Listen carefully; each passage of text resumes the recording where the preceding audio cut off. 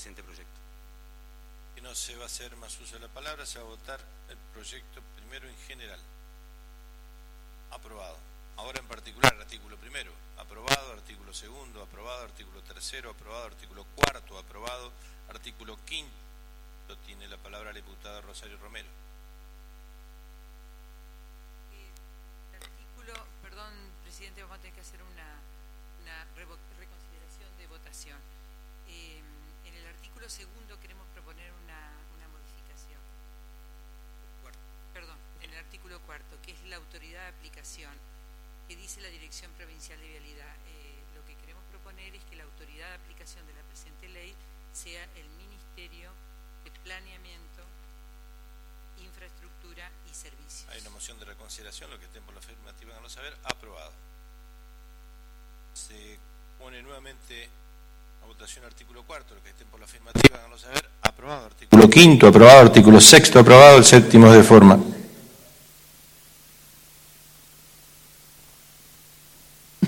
Queda aprobado. Pasa en revisión a la Cámara de Senadores. Corresponde considerar los proyectos de declaración bajo los números de expediente 21.105, 21.110, 21.127 y 21.155 que han sido unificados, 21.139, 21.140, 21.150 y 21.156 para los que se votó el tratamiento sobre tablas. En consideración, tienen la palabra el diputado Bailo. Para ratificar, si me disculpa, señor presidente, que el proyecto de ley que por el cual se declara de emergencia vial, el artículo cuarto se aprueba con la modificación propuesta por la diputada Romero. Correcto. La palabra del diputado Nesteman. En la reunión de labor se había acordado de esa modificación.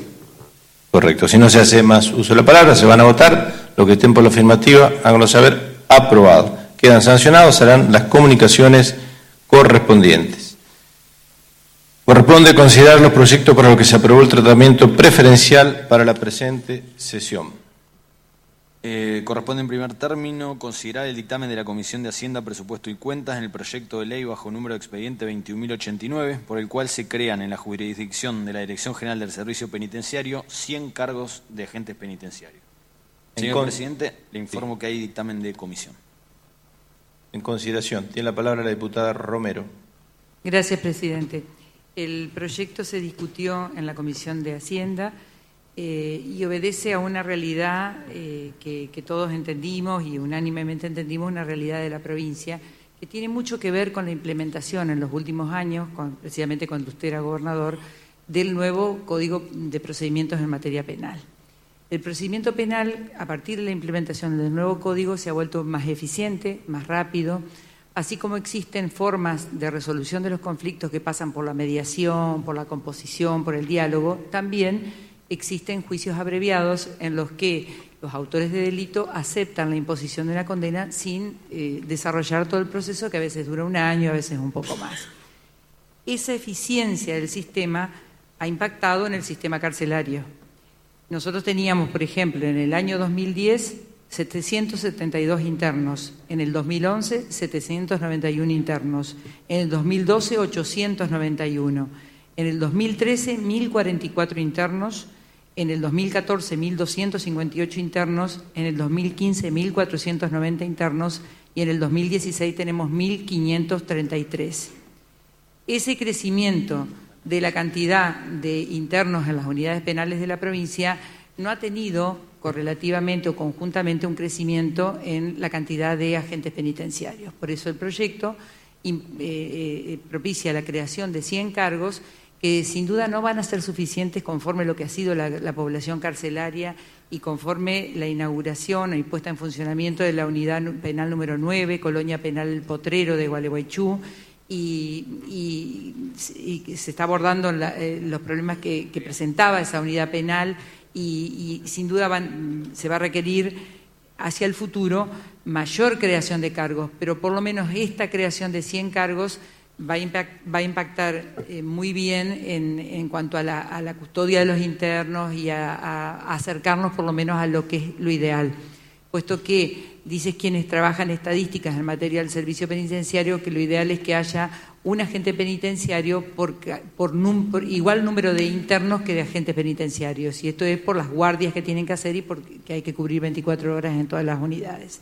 Entonces, estamos avanzando, creando estos 100 cargos que obviamente tienen un criterio de selección que se maneja con mucho cuidado, que se maneja con formación y que van a venir a reforzar el sistema penitenciario de la provincia y a complementar la implementación del nuevo código. Nada más. En la palabra el diputado Netterman. Señor presidente, nuestro bloque acompañó en comisión y va a acompañar en la sesión la creación de estos nuevos cargos, de estos 100 cargos. Esto nosotros consideramos que se enmarca dentro de toda la discusión que estamos dando en la legislatura, conjuntamente algunas cuestiones con el Poder Ejecutivo, como son la necesidad de implementar nuevas medidas e insistir con algunas otras que en algún momento se tomaron y no pudieron efectivizarse o hubo que dar marcha atrás, como fue la ley de narcomenudeo. Nosotros estamos acompañando la convocatoria porque tenemos proyectos concretos sobre el tema, pero estamos acompañando la convocatoria que está haciendo el gobierno provincial para trabajar sobre estos temas de seguridad. En este marco hemos hablado con distintas organizaciones y distintos organismos del Estado sobre la necesidad de avanzar en todo lo que tenga que ver con la mejora en materia de seguridad para los entrerrianos. La creación de nuevos cargos en el servicio penitenciario es una herramienta, como seguramente serán otras, con la necesidad de la construcción de nuevas cárceles y medidas que tengan que ver con la prevención y con un montón de otros aspectos que estamos abordando y que esperamos que tengan pronta resolución y se pueda acordar proyectos conjuntos, sino obviamente cada bloque tendrá la posibilidad de hacerlo en forma separada. En ese marco es que nosotros estuvimos de acuerdo en comisión y vamos a acompañar el proyecto en la sesión. Si no se va a hacer más uso de la palabra, se va a votar el proyecto primero en general. Los que estén por la afirmativa, háganlo saber. Aprobado. Ahora en particular, artículo primero aprobado, artículo segundo aprobado. El tercero es de forma que queda aprobado, pasa en revisión al Senado. En segundo término, se había aprobado el tratamiento preferencial para el proyecto de ley bajo el número de expediente 21.049. Le informo, señor presidente, que no se ha emitido dictamen de comisión al respecto. Tiene la palabra el diputado Bailo. Solicito, señor presidente, su pase a comisión. Moción, que pase el proyecto a comisión. Los que estén por la afirmativa, háganlo saber. Aprobado. Pasa a comisión. Corresponde considerar las órdenes del día. Corresponde considerar el dictamen de la Comisión de Legislación General en el proyecto de ley venido en revisión bajo número de expediente 21.074, por el cual se instituye la fecha del 15 de abril de cada año como Día del Inmigrante Alemán del Volga. En la palabra la diputada Romero. Señor presidente, este proyecto viene en revisión del Senado, como se ha dicho, e instituye el 15 de abril de cada año como Día del Inmigrante Alemán del Volga. El proyecto fue ilustrado en el Senado con numerosos fundamentos históricos. Solamente voy a reseñar algunos de ellos. La inmigración alemana en Rusia fue fomentada prácticamente en la salida de la Edad Media, en el Medioevo, en 1533 y 1584. Fueron atraídos los alemanes con especialidades, a Rusia, artesanos, constructores, peritos en administración, etcétera. Esos alemanes estuvieron siglos en Rusia hasta que en 1878, hacia el año 1871, comenzaron a tener problemas y prácticamente fueron expulsados de Rusia, pero más que nada por diferencias políticas o por algunas escaramuzas o algunas discusiones que se provocaban en Rusia, fundamentalmente por beneficios que habían sido concedidos a esa comunidad. Generaba conflictos internos en Rusia. En 1878 Argentina fue uno de los países que acogió a los alemanes que salían de Rusia. Luego de más de 100 años de habitar el Volga, con la anulación de los privilegios que ellos tenían, y mucho más de 100 años, prácticamente 200 años, esa situación hizo que hubiera dos grandes emigraciones. Los países que recogieron a estos alemanes fueron principalmente Canadá, Estados Unidos, Brasil y nuestra Argentina. En nuestro país se sancionó el 6 de octubre de ese año, de 1878, la ley llamada Ley de Inmigración, más conocida como Ley Avellaneda, que reglamentaba aquel artículo que Alberdi había querido incluir en nuestra Constitución, que era el que dice que el país se proponía fomentar la inmigración europea. Precisamente los constituyentes establecieron que dentro de la inmigración que se tenía que fomentar eran esos países, los países europeos. Sobre la base de esa ley, de la Ley Avellaneda, se creó el Departamento General de Inmigración, que dependía del Ministerio del Interior en Argentina, y también oficinas de colocación de inmigrantes. El Departamento de Inmigración argentino contaba con agentes en el extranjero encargados de atraer inmigrantes, ingresando así al país algunos miles de alemanes venidos de Rusia. Estos, según los denominó Alejo Peiret, 2 décadas después nombrado director de colonias. Ha de destacarse que la historia de los alemanes del Volga ha sido triste, sacrificada, hasta encontrar el nuevo destino en distintas tierras. Una de ellas fue la nuestra. Acá se asentaron en Hinojo, cerca de Olavarría, provincia de Buenos Aires, en General Alvear, en diversas localidades del país, y nosotros los entrerrianos tenemos colonias de alemanes del Volga muy conocidas, en los que ellos han conservado sus culturas, a su vez se han integrado grandemente a la Argentina, se han integrado en forma importante a la Argentina, y tenemos tenemos destacados dirigentes políticos que provienen de estas corrientes inmigratorias. Hoy se estima que hay en el país unos 2.500.000 descendientes de alemanes del Volga. Para mantener vivas sus tradiciones, ellos constituyeron muchas organizaciones. Una de ellas, de destacar, se constituyó el 15 de abril de 1975 en la ciudad de Crespo, Entre Ríos, en que hubo el primer encuentro de dirigentes descendientes de alemanes del Volga a fines de preparar los festejos del centenario de la llegada al país, que se cumpliría en 1978. Y ahí fundaron la Asociación Argentina de Descendientes de Alemanes del Volga en la ciudad de Crespo. Y bueno, con motivo de eso es el 15 de abril que se propicia, que el Senado ha propiciado con su media sanción, que se celebre el Día de la Inmigración.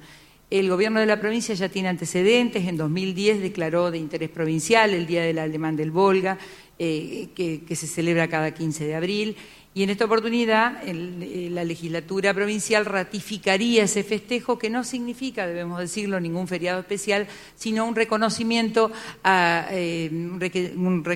afectuoso a 2.500.000 argentinos ya, descendientes de alemanes del Volga, que han conservado su cultura, pero que a su vez han aportado mucho al país y que se han incorporado de la mejor manera al trabajo, a la producción, a escuelas, a la docencia, a las fuerzas vivas de todas nuestras comunidades.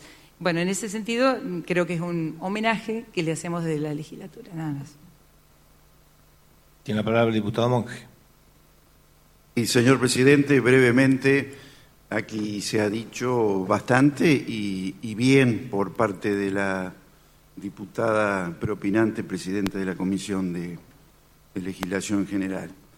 En definitiva, esta iniciativa de ley, cuya autoría pertenece al senador por el departamento Diamante, el doctor Rogelio Gil, de alguna manera reproduce el contenido normativo del decreto 711, sancionado por el Poder Ejecutivo Provincial de aquel entonces, en abril del año 2010, a pedido, a solicitud de la Asociación Argentina de Descendientes de Alemanes del Volga, como una manera de recordar y conmemorar el 15 de abril, donde se reunieron en esta calenda, pero del año 1975, en Crespo, como aquí se ha dicho, para preparar los festejos del centenario de la llegada de los ruso-alemanes, como se los llamaba, o los alemanes venidos de Rusia, como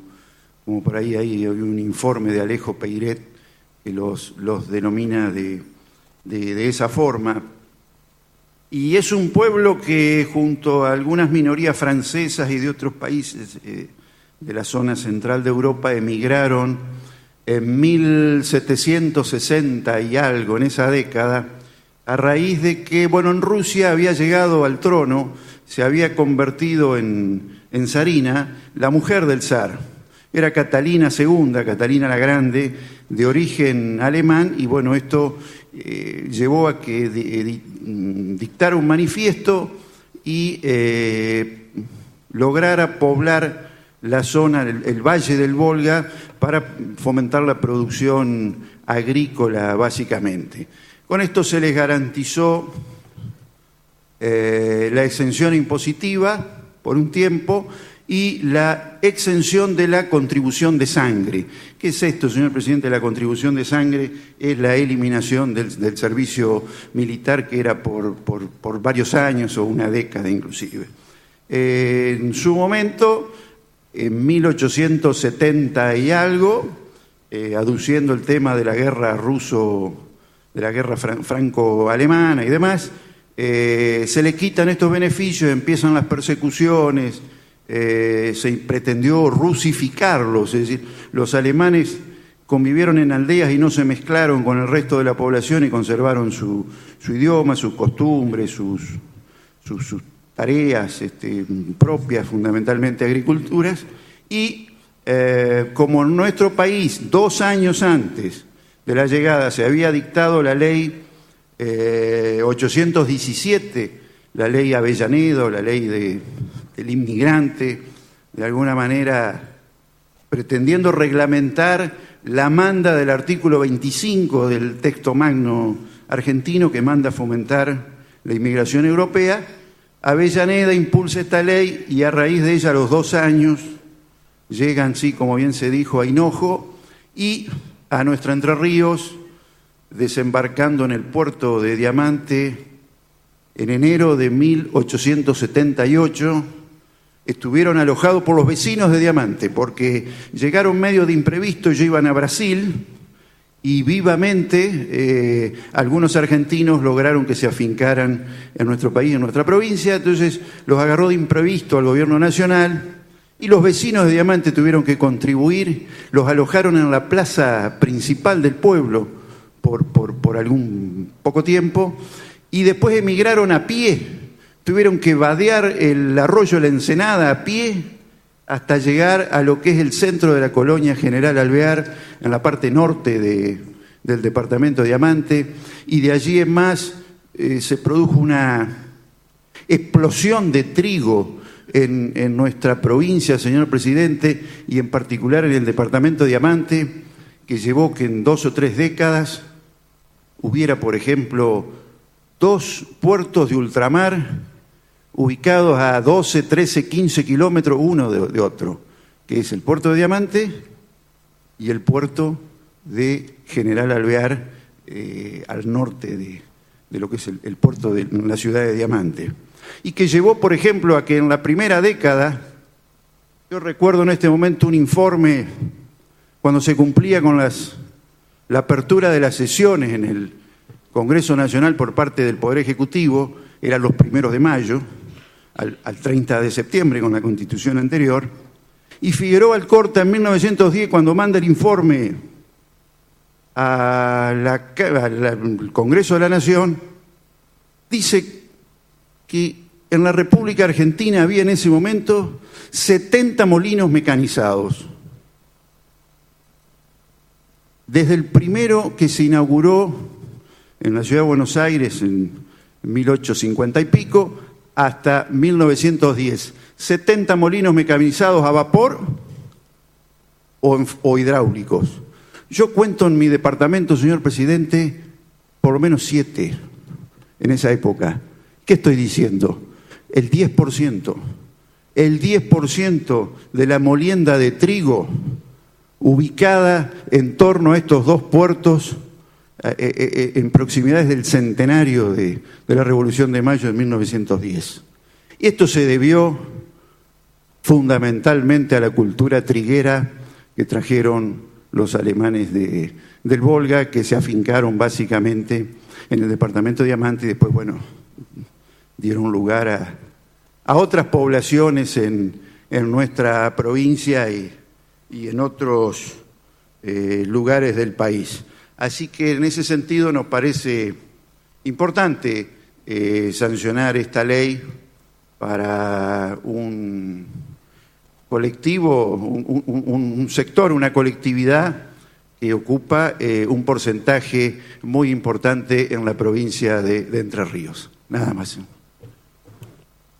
Un agregado de la Presidencia, ya que hizo mención a la emisión de aquel decreto, una de las consideraciones más importantes que tuvimos en cuenta de datos para la elaboración de ese decreto era que justamente la migración de los rusos del Volga, como se le dice comúnmente, no solo es la más numerosa, sino la que logró mayor arraigo en la provincia de Entre Ríos, considerando hoy que es la que tiene mayor cantidad de descendientes, superior al 15% de la población de Entre Ríos. Si ningún otro diputado va a hacer uso de la palabra, se va a votar primero en general. Aprobado. Ahora en particular, artículo primero aprobado, artículo segundo aprobado, artículo tercero aprobado, artículo cuarto aprobado. El quinto es de forma, queda aprobado, pasa en revisión al Senado. Perdón, nos adelantamos los artículos, son 2 artículos. Se pide de parte de la Presidencia la reconsideración, considero de que se aprueba la misma, pasamos a votar nuevamente, en general primero, aprobado, artículo primero aprobado, segundo aprobado, el tercero de forma queda sancionado, se harán las comunicaciones correspondientes. Corresponde considerar el dictamen de las Comisiones de Legislación General y de Hacienda, Presupuesto y Cuentas en el proyecto de ley bajo el número de expediente 20.131, por el cual se declara patrimonio histórico arquitectónico de la provincia a los edificios e instalaciones que ocupó el Regimiento 3 de Artillería Montada en Diamante. Tiene la palabra el diputado Monge. Gracias, señor presidente. Y mediante esta iniciativa se propicia declarar patrimonio histórico arquitectónico de nuestra provincia todos los edificios, instalaciones, al pórtico del predio que ocupara el Regimiento 3 de Artillería Montada en la ciudad de Diamante, que se considere a dicho sitio como lugar histórico de Entre Ríos y sujeto al régimen del monumento histórico provincial. Porque de alguna manera todas estas edificaciones constituyen un conjunto de apreciable valor arquitectónico y de valor histórico. Por supuesto, este es un regimiento que fue creado y anduvo por varias partes del país. En 1890 fue creado, estuvo en Paraná, en San Lorenzo, en Santa Fe, en San Luis. En 1905 fue disuelto porque tomó parte de la Revolución Radical del 4 de febrero. Entonces, a los 2 o 3 días, el presidente de aquel momento lo disolvió y después Figueroa Alcorta en 1907 lo vuelve a poner en marcha, esta vez con sede en la ciudad de Diamante, y se inician edificaciones muy, muy importantes y que hay que preservarlas.